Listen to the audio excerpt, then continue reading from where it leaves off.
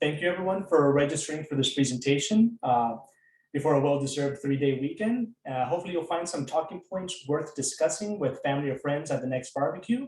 But with that being said, let's get started. We're going to be talking today about a report published by the San Diego-Imperial Center of Excellence for Labor Market Research, or COE for short. I'll be posting a link here so you can follow along or review the report at a later time that's more convenient for you. As you might be able to tell from the cover page, the report was published earlier this month. And my name is John Edwards, by the way. I'm a research analyst with the Centers of Excellence, and I'll be your presenter today. Some housekeeping items to keep in mind. Please make sure to keep yourself muted throughout the presentation, except during questions, of course. And this is a webinar, and it's going to be recorded. So in case you need to leave early or you would like to share what you saw today, there will be a link sent out either later today or on Tuesday for this webinar. And if you have any questions, just type them in the chat. They'll be collected by Robert Chu. And also if you run into any technical difficulties, Robert may assist you as well. Tina No Bartel is also here with us. She's the director for the COE, but she'll just be here to facilitate. If you want to save your questions for the end, that also works. So with that being said, let's start with these slides. Sorry.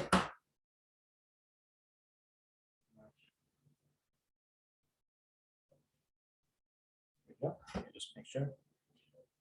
Okay. So as I mentioned, I'm part of the COE, specifically the San Diego-Imperial Centers of Excellence, the one indicated by a star on the map. There are 9 centers in total throughout the state. And what we do is we provide labor market information to the California community colleges based on our region. And that's giving the community colleges information about jobs like hourly earnings, annual job openings, if there's job growth or decline, and typical entry-level education, for some examples. So community colleges can develop, retire, or adjust their programs to better align with employers in the region. A little more about the COE. So we serve 10 community colleges at our center. And in San Diego, we have 9, starting in the north with Miracosta College, and then all the way to the South Bay, we have Southwestern College. And then if we go eastward, we have Imperial County with Imperial Valley College. So onto the presentation. Today, we will be covering a few topics. We will go over some labor market information basics to make disseminating the data in the report a little more digestible. Then we can get into the report and its findings around teacher and education occupations. At the end, we'll have time for some questions or comments. If you're not familiar with labor market research, it is simply looking at jobs and employment in a particular region. Typically, when we speak about labor market research, we look at demand and supply. So what is the supply of the workers for any given demand for employers on an occupation? That is a main part of what we do at the COE. We produce reports and products that will help the region's community colleges and other stakeholders make data-informed decisions on their programs. So to complete a demand and supply analysis, we look at occupations that are defined by the Bureau of Labor Statistics by an SOC code, or Standard Occupational Classification, a top code or taxonomy of program code. So every single program that is offered by the community college system should be assigned a top code. That allows the Chancellor's Office to determine how many students are enrolled in that program, how many students are retained or complete said program. And those are just some of the data sets that can be tracked with the top code. And they're specific to California community colleges. ZIP code is a federal system for all other institutions, basically non-California community college institutions, like private institutions, UC, state schools, etc. Essentially the same thing as a top code, in that every program is assigned a zip code for tracking student metrics like enrollments, completions, pay after graduation, and so forth. And we match up these codes to complete a demand and supply analysis. SOC codes look something like this. It looks like a lot of information, but just stay with me. The top part is the official name of the occupation. So in this case, various companies may call this occupation a caregiver. Another company may call it daycare teacher, and another company may call it a childcare provider. So instead of tracking every single existing job title, the Employment Development Department, EDD, does its aggregate all existing job titles under this major category, under the SOC code and title of childcare workers. So all these positions essentially do what is listed here: attend to children at schools, businesses, private households, and childcare institutions, and perform a variety of tasks such as dressing, feeding, bathing, or overseeing play. It is all reported under this SOC code. So a great visual to determine what annual job openings look like is envisioning seats in a classroom. So one way to think about annual openings is butts in a seat or in a classroom. 4 seats here are filled by students and 2 are empty. You want to fill those 2 seats. Those are basically the job openings that are available. An employer has 6 positions at the company for a particular job, and 4 of them are filled, but 2 of them are open due to turnover, such as retirement or some other sort of attrition. Where an employee goes somewhere else for a different position, like promotion, lateral transfer, etc. And that is how you differentiate total employment versus annual job openings in a region. So when you hear total jobs in a region, they're talking about total seats. And I'll preface that the numbers we will be going over are pulled from a combination of sources like the Bureau of Labor Statistics, US Census Bureau, and Bureau of Labor Statistics, as well as all the ones that you see listed, in case you're curious of where we get the numbers from. So now for supply, for our reports, we look at the average number of degrees and certificates that are awarded by a related program that transfer the occupations that we are going to be analyzing for demand here. We won't go into a lot of detail on how with this presentation, but wanted to give you some background so you know we didn't pull these numbers out of the air, I guess. Okay, so now that we have a basic understanding of LMI, we're going to go into the report. Or before that, actually, if anyone has any questions about LMI and how we pull it.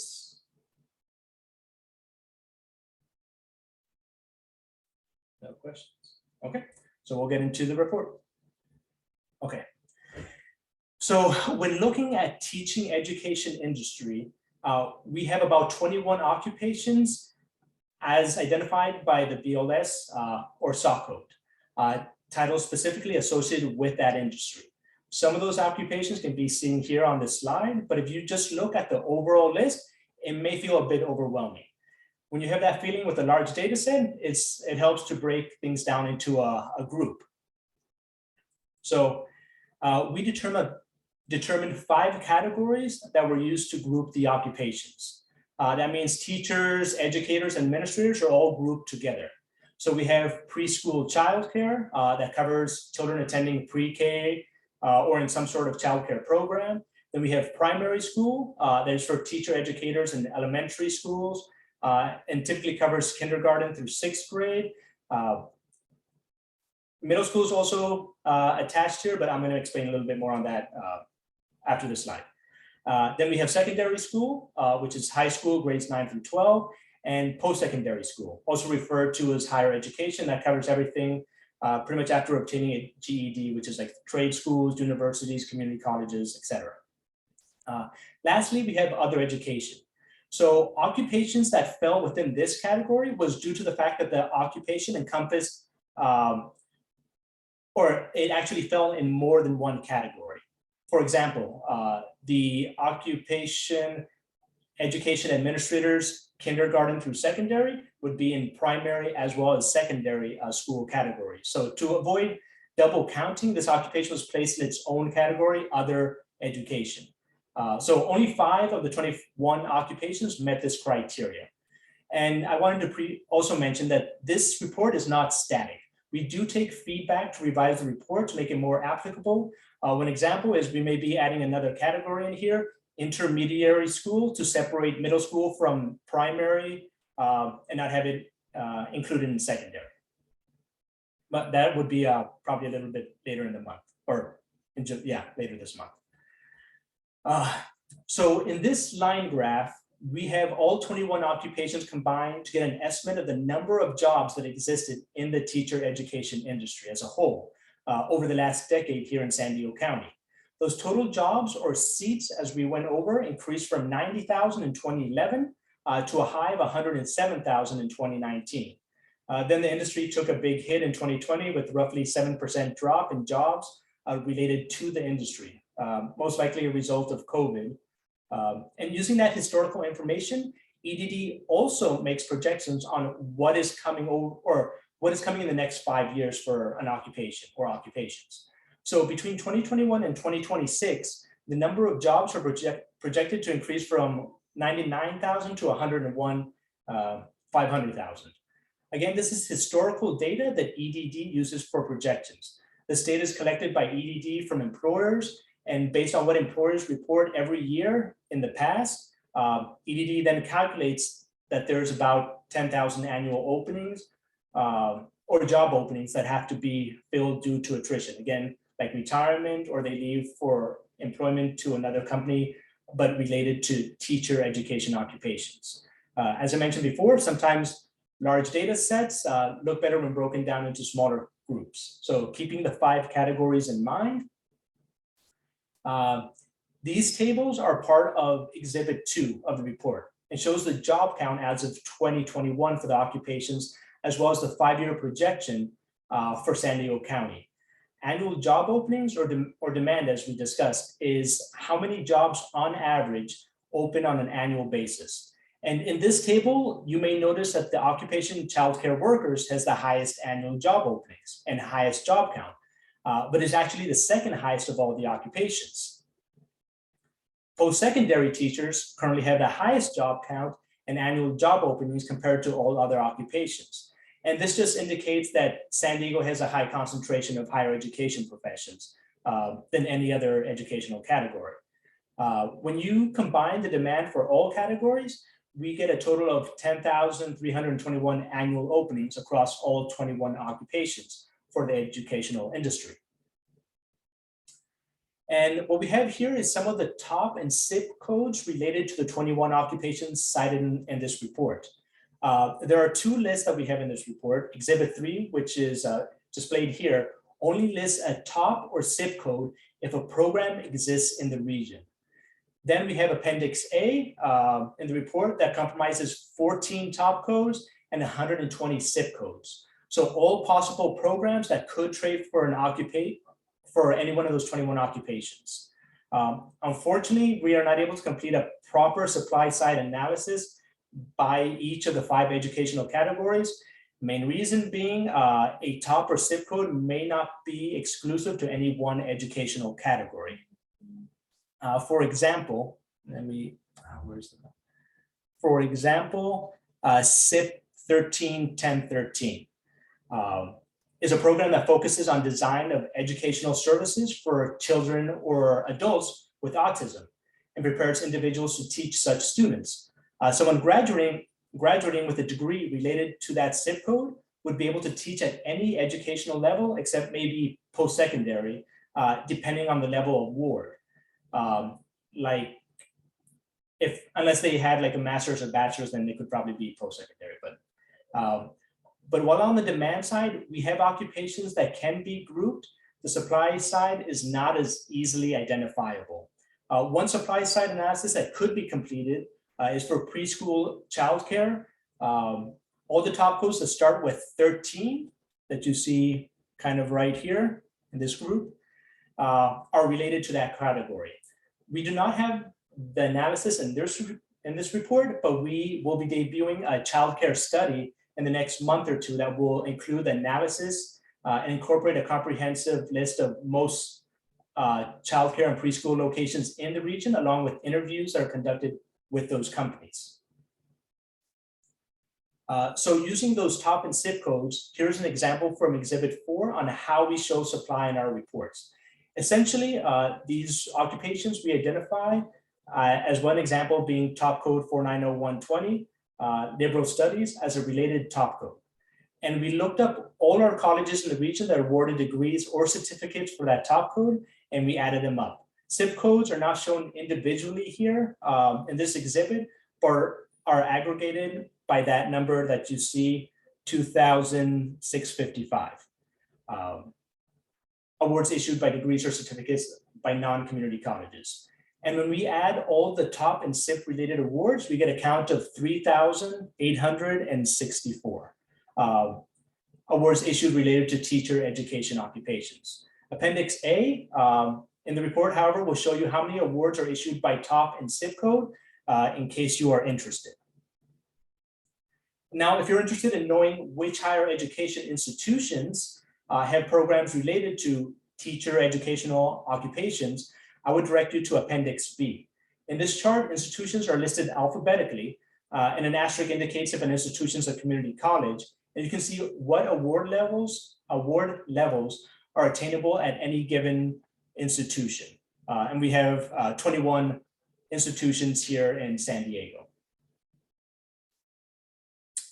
So demand and supply is really a basic number. We look at the average annual openings of 10,321, which we discussed earlier. And supply, again, is the number of degrees or certificates, which is around 3,864.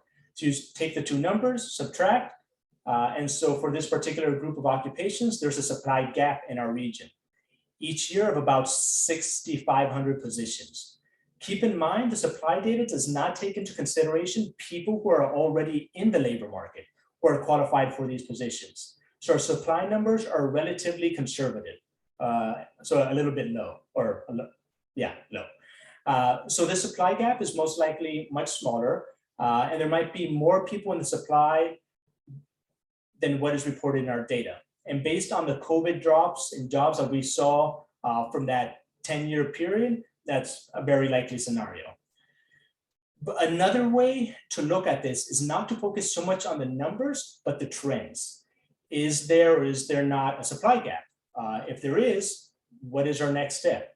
What do we want to do as a community college, economic development agency, or a school or as a school district? What do we want to do about that gap? This data is meant to encourage critical conversations as opposed to fixate on the numbers themselves.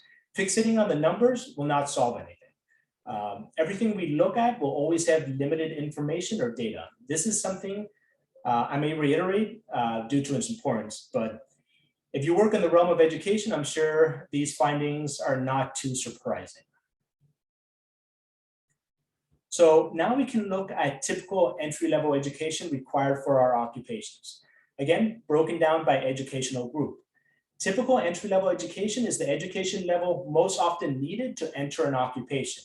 So typical entry-level education is reported at the national level. So alternate paths may exist depending on the region or state.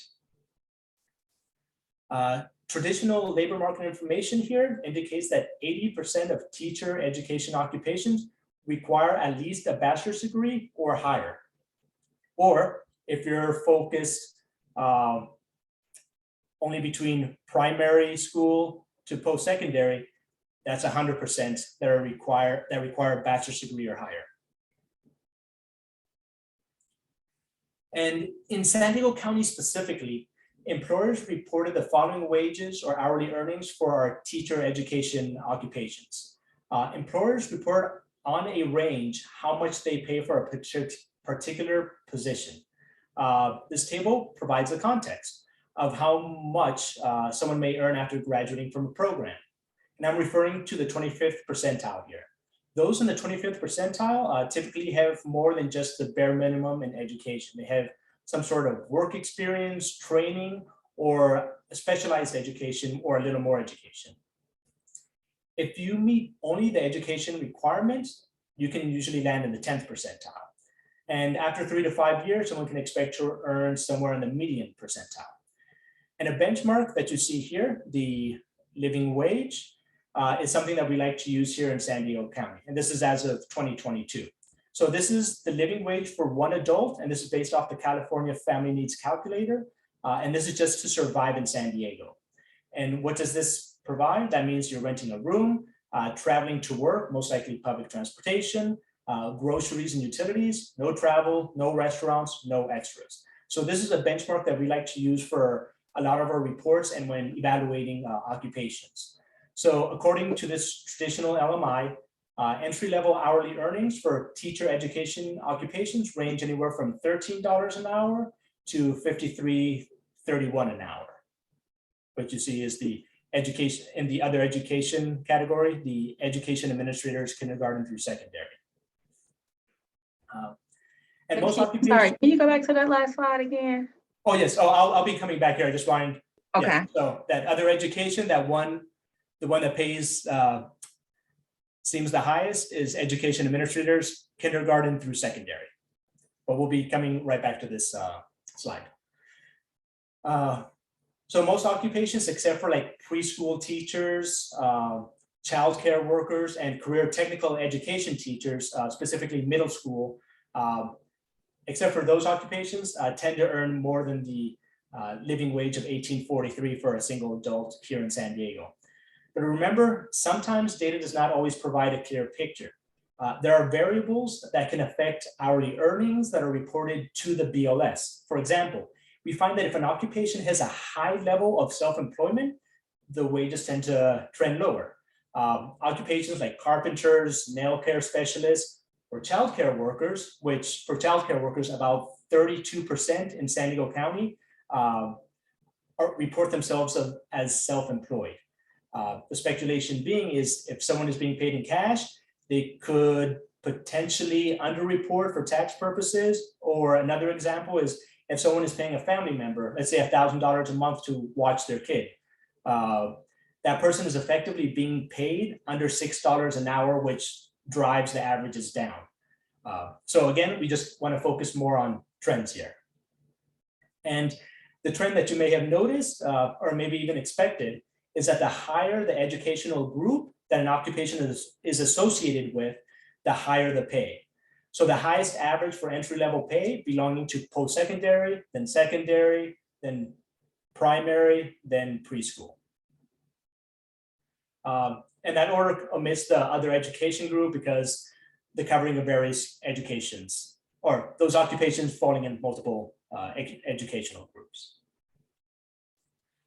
And we've been using historical data so far to compile and analyze, which can tell you part of the story, but not the complete picture. With the use of real-time LMI, which is online job postings, we can add another layer of context to our report.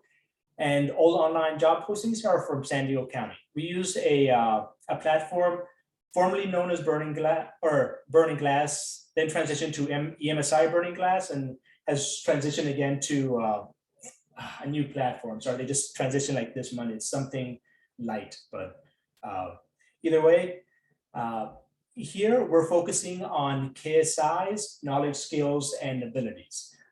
We created a matrix here for specialized soft and software skills. Oh yeah, and sorry, that's where I was going to go with. Thank you, Robert. That Lightcast platform is it scrapes or does a web scrape of most platforms and job boards that exist out there in the internet. So it's pulling from LinkedIn, Monster, as well as any job board from major companies or anything like that. So we created a matrix here for each one of those skill groups with each educational group. And we took the period of the last 3 years and looked up the top 15 skills by group. So that's 2019 through 2021 to see if there were any common ground as related to these skills. This is a portion of Exhibit 9A. And we can see here for specialized skills, there are 4 skills in high demand, 1 through 4 here. So it's pretty much CPR, lesson planning, and scheduling and teaching. Let's see. Soft skills, also sometimes referred to as baseline skills, in this matrix shows that the first 10 skills, wait, my distance, sorry, yes. The first 10 skills here are part of the top 15 skills for all 5 educational groups. These first 10 skills being listed in alphabetical order, so not by highest job posting count, again, because we're focusing more on trends, from building effective relationships all the way down to problem solving, right here on line 10. Again, this is only a partial list from Exhibit 9B. The full list can be seen in the report. And personally, one skill that popped out to me was on row 13, here being energetic. Out of the 100+ reports I've created in the last 4-ish years, I haven't really seen the skill energetic pop up before, but then looking what it's associated with, we can see here that it's a top 15 skill for primary and secondary schools. I can see where it makes sense, or how it makes sense. Not sure how a program would train for that skill, but it would be a skill worth listing if you happen to apply for one of those educational groups. And then jumping over to software skills, we have 5 that are in demand for all educational groups. So we have Blackboard here, and then Microsoft for the next 4, Excel, Outlook, PowerPoint, and Word. And this is actually the complete list that you would find in the report. This is a much smaller list as compared to our specialized or soft skills.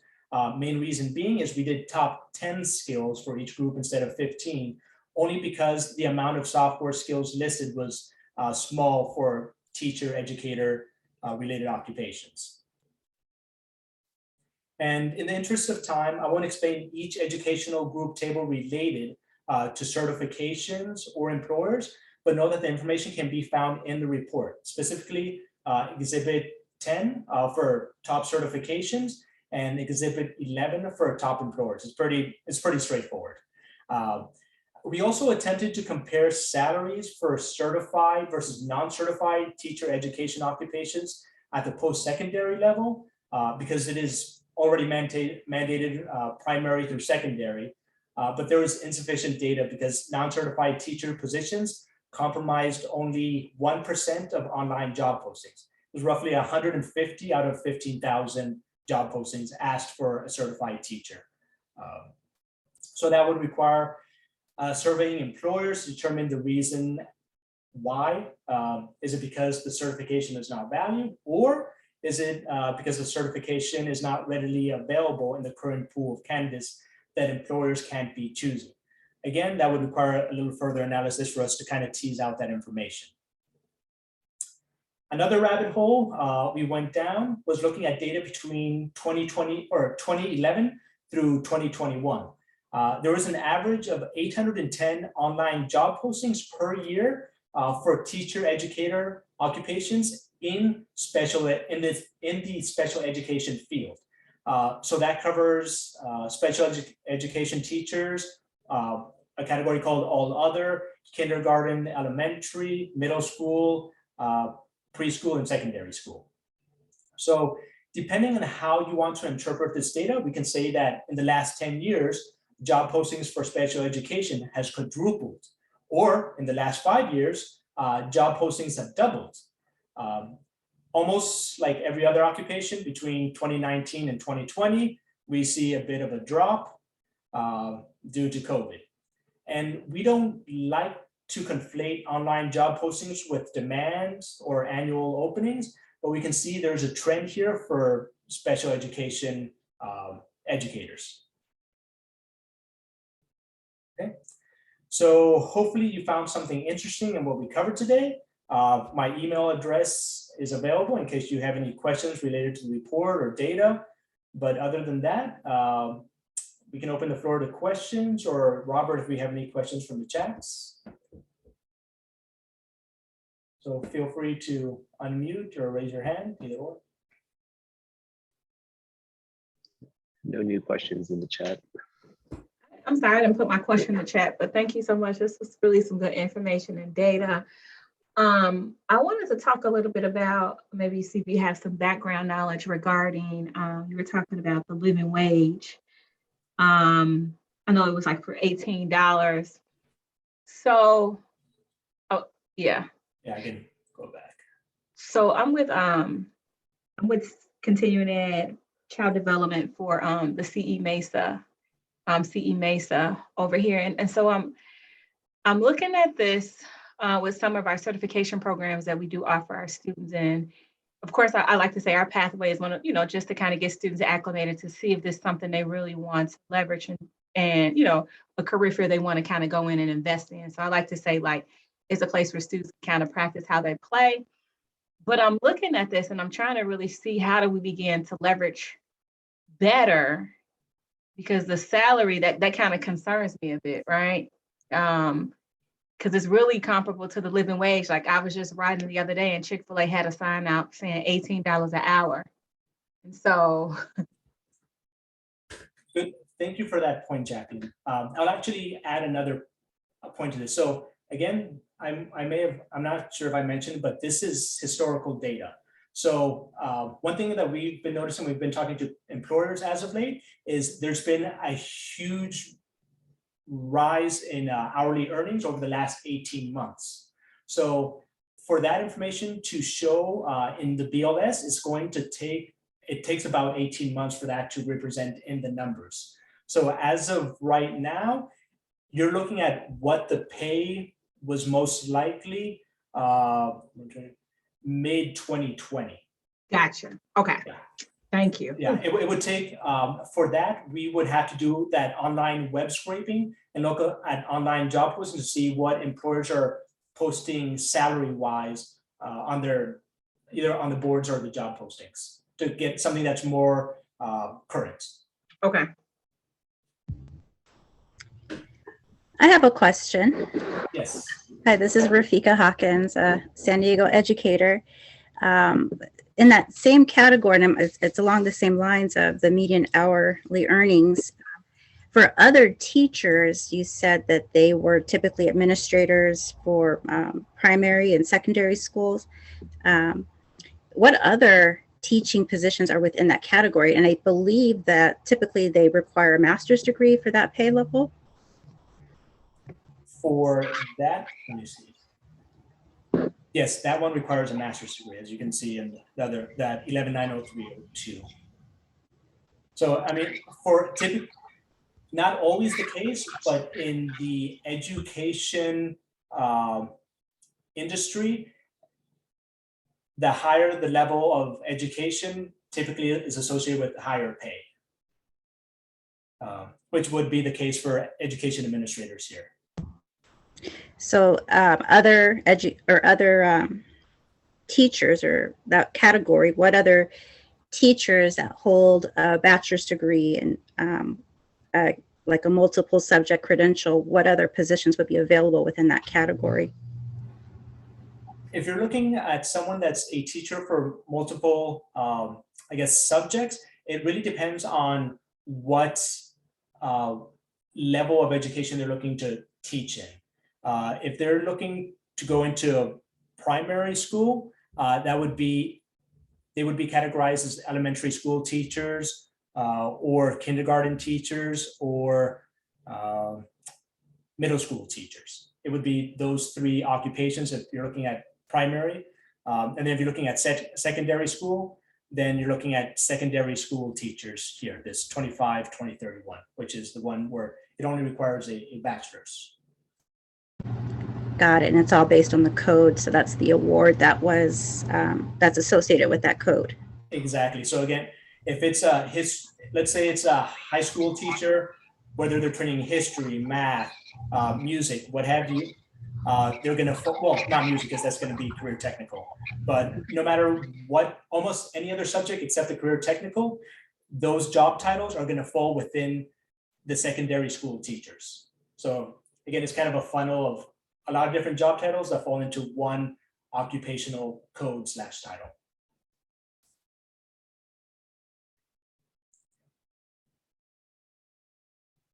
And I think we have one that was just listed in the chat.